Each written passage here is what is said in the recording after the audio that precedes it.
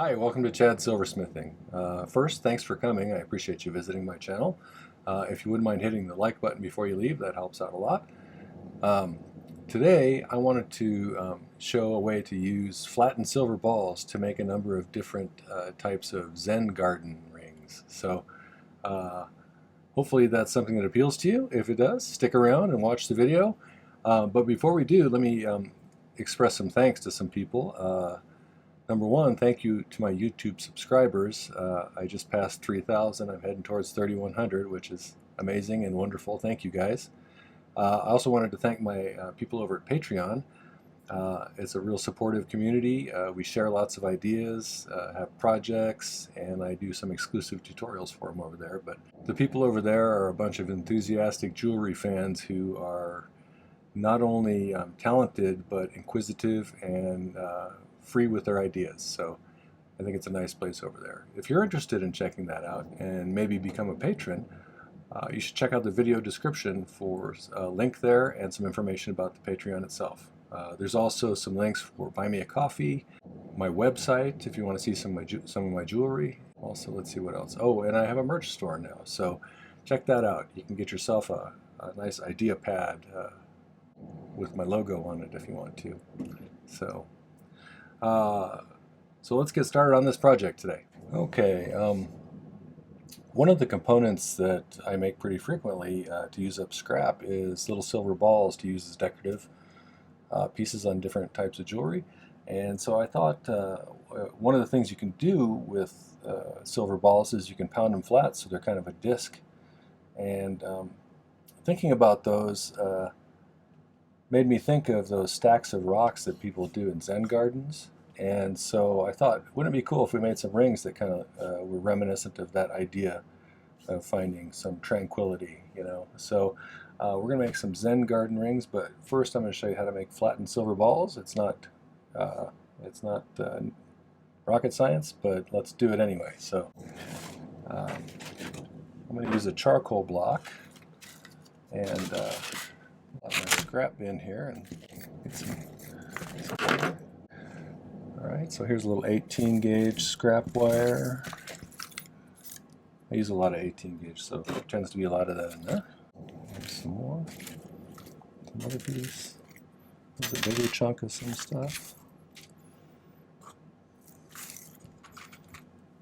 Sheet trimmings. Okay, that's probably enough. If you've never made balls before, I do have a video from a long time ago. It's probably pretty crude, but you can look at that if you want to. But if you want to make exact same size balls, just use some scrap wire that's the same gauge. So, and you can experiment to get different size balls by how long you cut them. So if I want to make a whole bunch exactly the same size, I will find a size that produces a ball that's the size that I want, and then I'll just keep repeating that size over and over again, snipping off little pieces. When you melt them, they'll all ball up to the same size. So that's kind of nice. If you want to do something a little bigger, we'll do one of those there.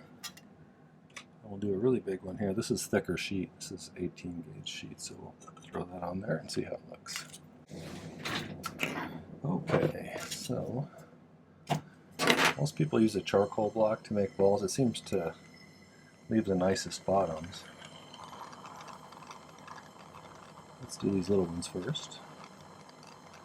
Sometimes when you're melting balls on the surface of this, if you just barely melt them and then you let them cool, sometimes they'll end up with a bumpy surface. So I find that if you take it up, once it melts, leave the heat on there for a little longer, so you heat it quite a ways past the melting temperature. And then I tend to get better smooth surfaces on them. Not always, but the good thing is, if you don't get a smooth surface on it, you can always remelt it and try again. This big chunk here.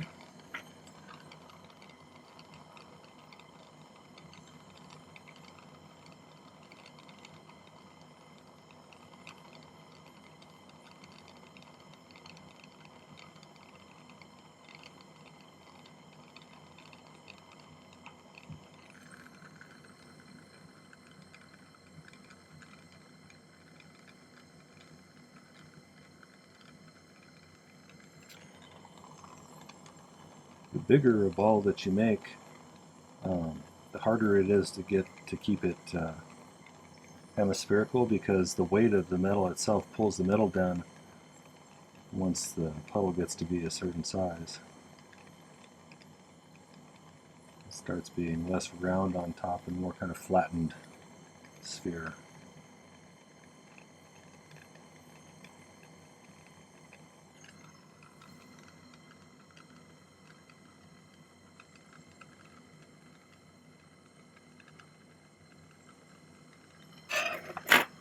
It's a battle between the surface tension of the metal and the gravity pulling it down, I guess. Okay, so you don't want to pick them up until they're totally black.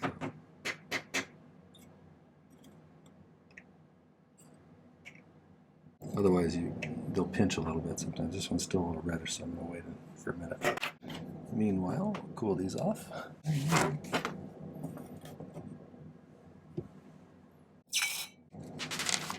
Okay, I'm just going to kind of scrape off most of the charcoal. And then I'm going to grab my little anvil. Well, let's start with the little ones. Here's a trick that's kind of nice. If you have little tiny balls and you don't want them to go flying, you take a little piece of tape, just tape them down on there. And then when you pound them flat,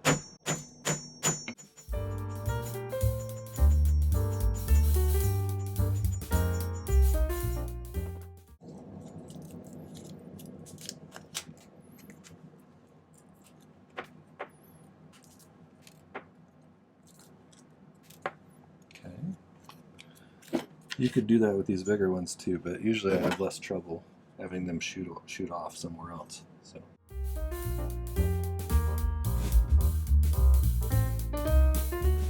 Bouncing around, so maybe I will.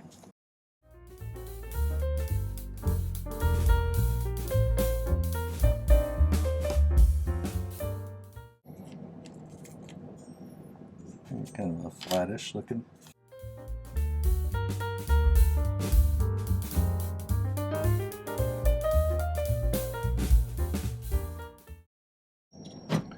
Okay, so let me show you the designs that I came up with. That's how you make the little flattened discs. Okay, I think I might do number 2 here first, which is just, we're going to take a piece of sheet, and in Zen Gardens you have little rocks and then you have a little rake to make lines. So I think I'm just going to put one stylistic line going up and down this piece of sheet, and then solder on a number of these small discs over here in between the curves there, just to kind of represent a garden. So let's do that and see how that comes out looking. So I'm going to use some 18 gauge sheet here. So I'm doing 3 different kinds. I'll give you the types of metal as we go along here, but all that other stuff was just scrap wire. This is 18 gauge sheet. Probably going to use a 20 gauge wire or something to make a really fine line like that. But let's go ahead and mark that.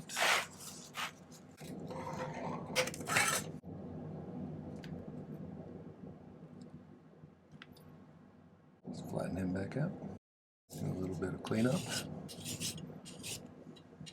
the edges. I pre-made some little discs here so I wouldn't have anybody. Got some there, I got some in here, various sizes. I got some really small ones here. And I need some 20 gauge wire. I'll try to curve this in a nice way.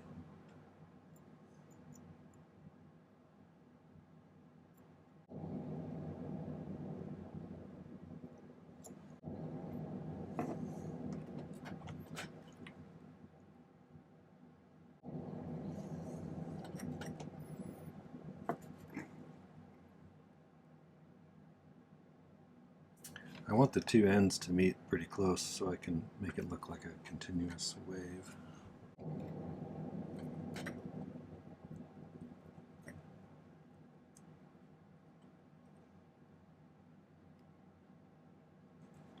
That's pretty good, I think. So, for the moment, I think we're going to use that. Most of these are going to be an exercise of sweat soldering. So you in order to not get a lot of excess solder in places. So in order to solder this down onto the sheet, the easiest way to get some solder in place without making big splotchy puddles here is if we pre-melt some solder onto the wire, and then we'll just reheat the point where it'll flow and stick to the bottom sheet as long as that bottom sheet reaches 1450 degrees.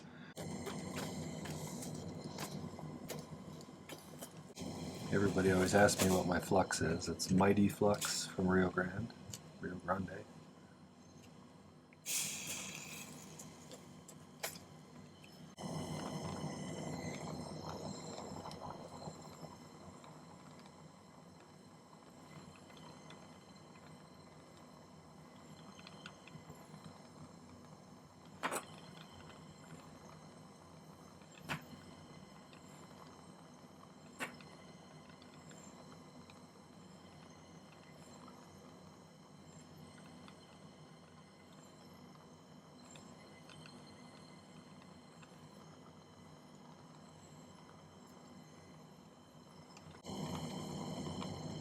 What I'm looking at as far as positioning is I'm trying to get the distance between this side here and these two pretty close.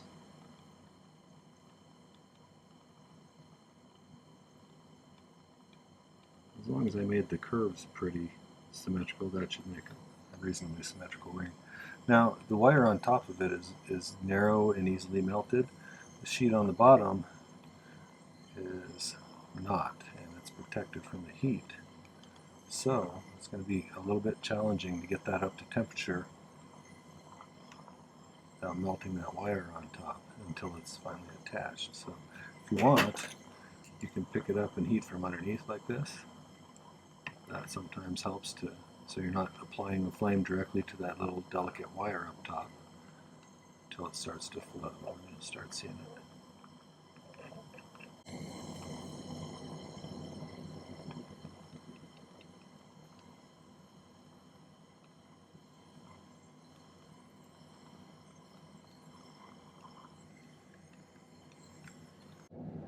Looks like it's on there. Okay, so now I want there to be little stones along the way here.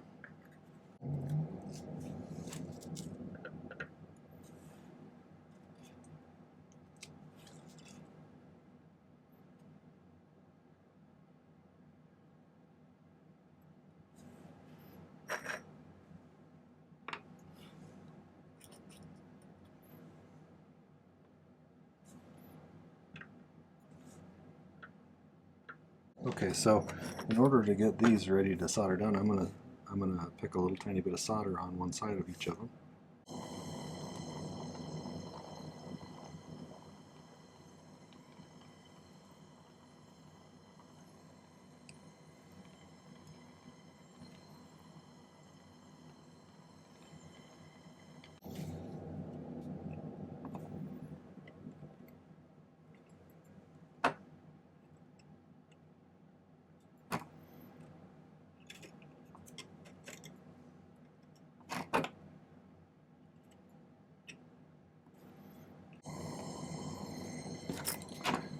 Keep this handy in case I need to. This handy in case I need to move anything around a little bit.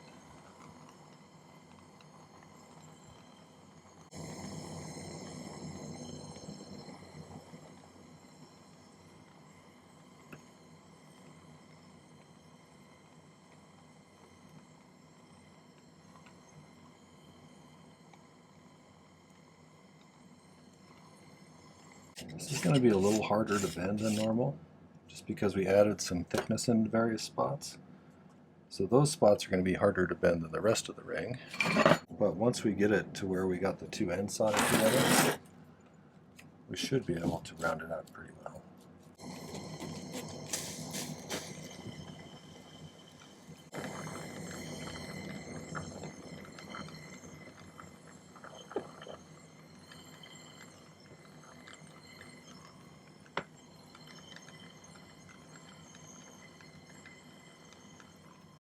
Okay, we'll let that one pickle. Start on the second one. So we need to create a little stack of rocks. Kind of like that there. So let's solder those together. That looks like a little stack of rocks. Okay. So the idea behind this one is I'm going to have some, you know how the sand is kind of raked in Zen Garden, so I'm going to make kind of an oval with some wire to make it look like it's raked. So I made one to just kind of gauge the size I wanted it to be, so I use this as a kind of a template.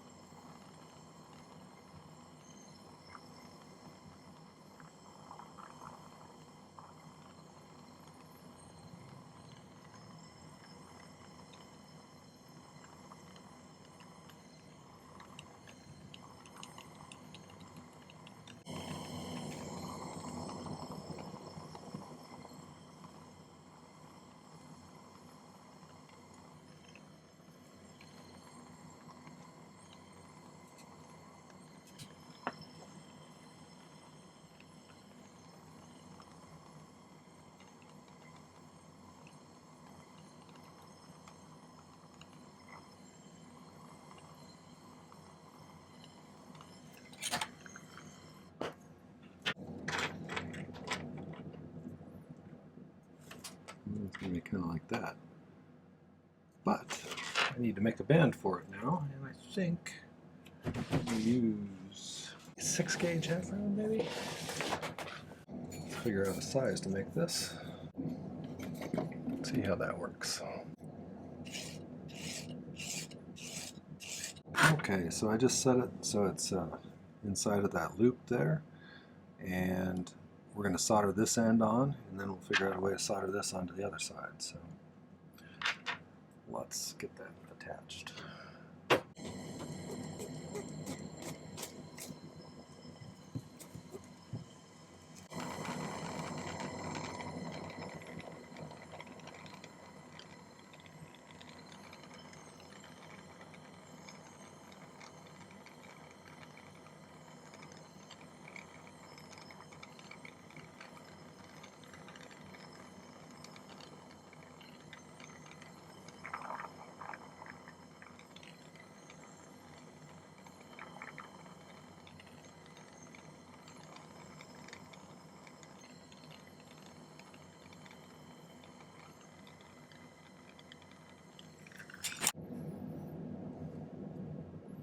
So I want that elevated just a little bit above, like that.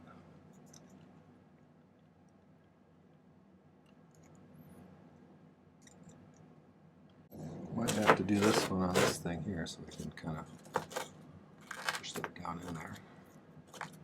You know what, this has got a really rough back, so I'm going to file this back a little nicer. You might have to turn it the other way on third hand.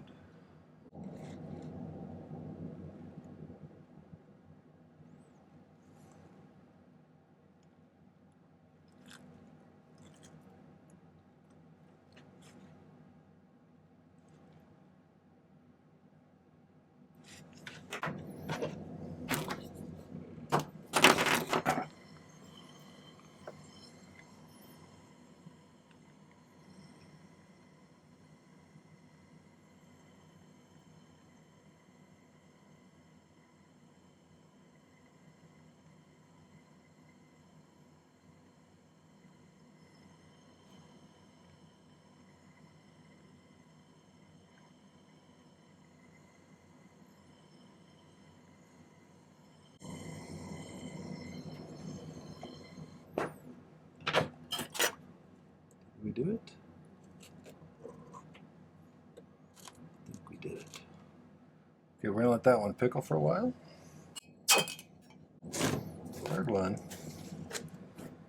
You know, from above it's going to look like a circle with some different circles going down. I'm looking for the kind of one of those tapered fountain kind of things where the water goes from different tiers as it flows. So, okay, for the third ring, I'm going to take this big wide disc that I flattened out, and I took some of the smaller discs And I soldered, on these ones I soldered a piece of 10 gauge round to the bottom, to where they look like little mushrooms kind of. And this little tiny one I used a piece of 14 gauge. And I did them at different heights. And what I'm going to do is I'm going to sweat some solder onto the top of this disc, and then I'm going to arrange these in a configuration that I like, so it looks like a step down kind of fountain where the water is falling from different tiers in kind of a triangle shape so that it looks like it's going down. And then we'll see if we can get that to solder on there, and then we'll add it to a band and it'll probably be done.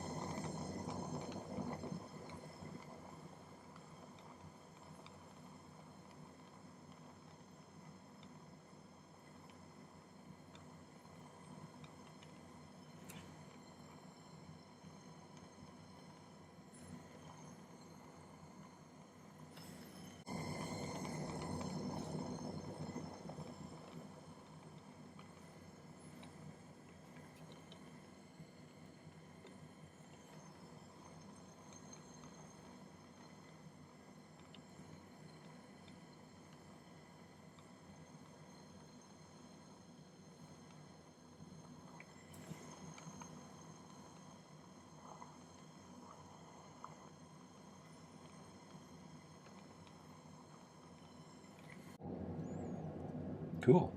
I like it.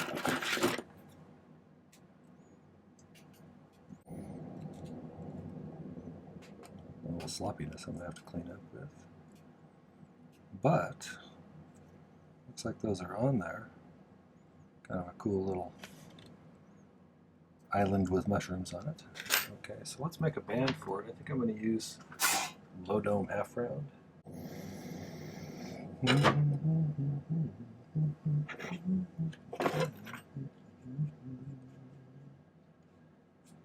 This will go wide enough.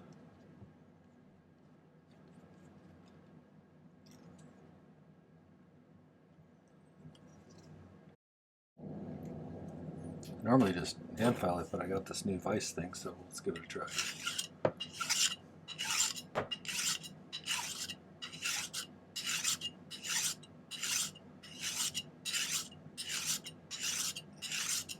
Nice. Look at that. Where have you been all my life, miter vise? Try and get it centered from both ways, and let's solder it on there.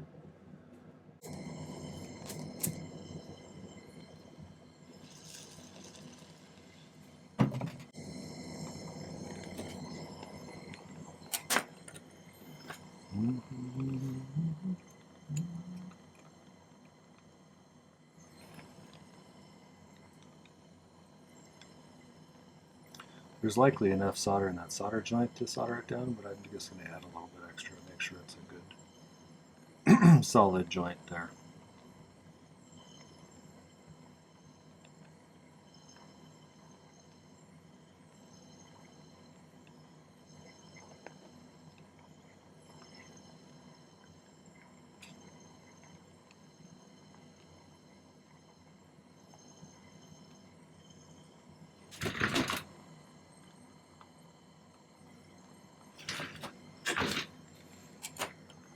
Appears to be on there. I guess we'll find out when we stick it in here.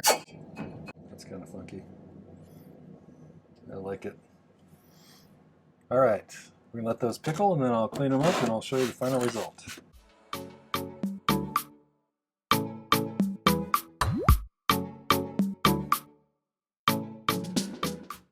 So I did some cleaning up and polishing, and here's the first one. Guess we'll call this a Zen Path ring. How about that? I think it came out pretty good. Kind of a simple but fun one.